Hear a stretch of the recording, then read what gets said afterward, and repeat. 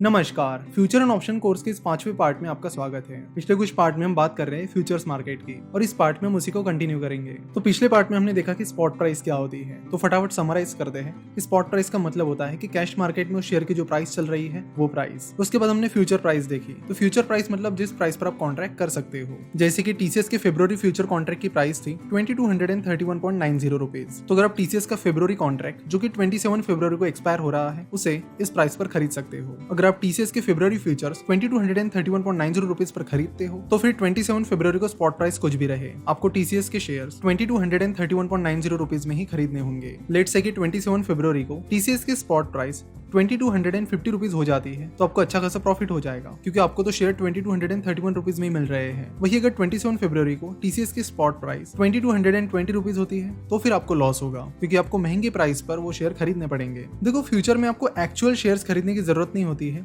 यहाँ पर सेटलमेंट की जाती है, कैश सेटलमेंट। इसके साथ ही हम लॉट साइज को भी समझ लेते हैं। ये लॉट साइज क्या होती है? जैसे कि हम कैश मार्केट में देखते हैं, हम टीसीएस के 1 शेयर, 2 शेयर, 5 शेयर, जितने शेयर चाहे खरीद सकते हैं, लेकिन फ्यूचर्स में ऐसा नहीं होता है। फ्यूचर कॉन्ट्रैक्ट आपको लॉट में मिलते हैं। हर शेयर की लॉट साइज डिसाइडेड होती है, स्टॉक एक्सचेंज ने वो डिसाइड की है। तो टीसीएस की लॉट साइज है 250 शेयर्स। सो अगर आप टीसीएस के फ्यूचर कॉन्ट्रैक्ट का एक लॉट लेते हो तो उसमें आपको 250 शेयर्स मिलेंगे। अगर आपको उससे ज्यादा शेयर्स खरीदने हैं तो 250 के मल्टीपल में आप खरीद सकते हो। जैसे कि 250, 2 लॉट खरीदोगे तो 500 शेयर्स आ जाएंगे, 3 खरीदोगे तो 750 एटसेट्रा। तो मान लेते कि आपने एक लॉट खरीद लिया है, वो भी 2231.90 रुपीज पर। अब एक्सपायरी के दिन यानी 27 फरवरी को स्पॉट प्राइस निकल कर आती है 2235 रुपए। तो ये डील आपके फायदे की हुई, क्योंकि जो स्पॉट प्राइस है वो आपके फ्यूचर प्राइस से ज्यादा है। तो 2235 और 2291.90 इसके बीच का जो डिफरेंस है यानी 3.10 वो आपके एक शेयर के पीछे का प्रॉफिट होगा। तो इस तरह 250 शेयर्स पर आपको 775 रुपीज का प्रॉफिट होगा।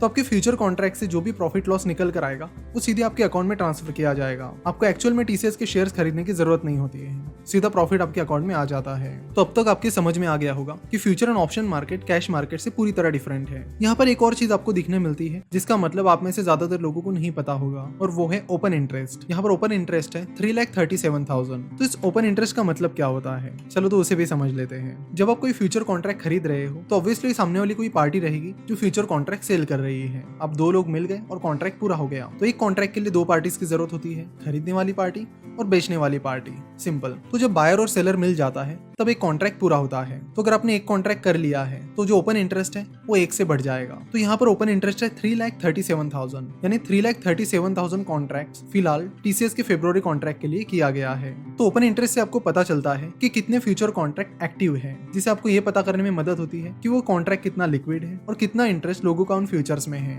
अगर किसी स्टॉक के फ्यूचर का ओपन इंटरेस्ट बहुत ही ज्यादा कम है तो हमें बताता है कि स्टॉक के फ्यूचर्स में लिक्विडिटी का इशू चल रहा है। अगर ओपन इंटरेस्ट बहुत कम है तो आपको स्टॉक के फ्यूचर्स खरीदने बेचने में थोड़ी डिफिकल्टी जाती है, यानी प्राइस फ्लक्चुएशन उसमें थोड़े ज्यादा होते हैं। वही अगर ओपन इंटरेस्ट ज्यादा है तो हमें बताता है कि उस स्टॉक के फ्यूचर्स में अच्छी खासी लिक्विडिटी है, आप बड़े आसानी से उस स्टॉक के फ्यूचर्स बाय और सेल कर सकते हो। अगर आप इन फीचर्स के एप्लीकेशन देखोगे, यानी देखोगे कि इनको किन चीजों के लिए यूज किया जाता है, तो वो अलग अलग है। इनके कई सारे प्रैक्टिकल यूज है, इनको हेजिंग के लिए यूज किया जाता है, इनको शॉर्ट सेलिंग के लिए भी यूज किया जाता है। तो सबसे पहले बात करते हैं शॉर्ट सेलिंग की। शॉर्ट सेलिंग का सिंपल सा मतलब होता है कि पहले स्टॉक को बेचना और फिर उसे खरीदना। उससे पहले समझते हैं कि शॉर्ट सेलिंग किस चीज के लिए यूज की जाती है। जनरली हम शेयर बाय करते हैं जब हमें लगता है कि ये कंपनी आगे चलकर ग्रोथ दिखा सकती है और इसकी शेयर प्राइस आगे चलकर बढ़ सकती है। लेकिन अगर आपको लगता है कि कोई कंपनी बहुत खराब परफॉर्म कर रही है या किसी कंपनी को बड़े इश्यूज आने वाले टाइम में जिसकी वजह से उसकी शेयर प्राइस गिर सकती है, तो उस टाइम आप क्या करोगे? उस टाइम आप शॉर्ट सेलिंग करोगे। तो जब भी ट्रेडर्स और इन्वेस्टर्स को लगता है कि किसी स्टॉक की प्राइस आने वाले टाइम में लगातार गिरने वाली है तो वो उस स्टॉक में शॉर्ट सेलिंग करते हैं। अगर कैश मार्केट की बात की जाए तो अगर आपको कैश मार्केट में शॉर्ट सेलिंग करनी है तो आप सिर्फ एक दिन के लिए कर सकते हो, यानी इंट्राडे में आप शॉर्ट सेलिंग कर सकते हो।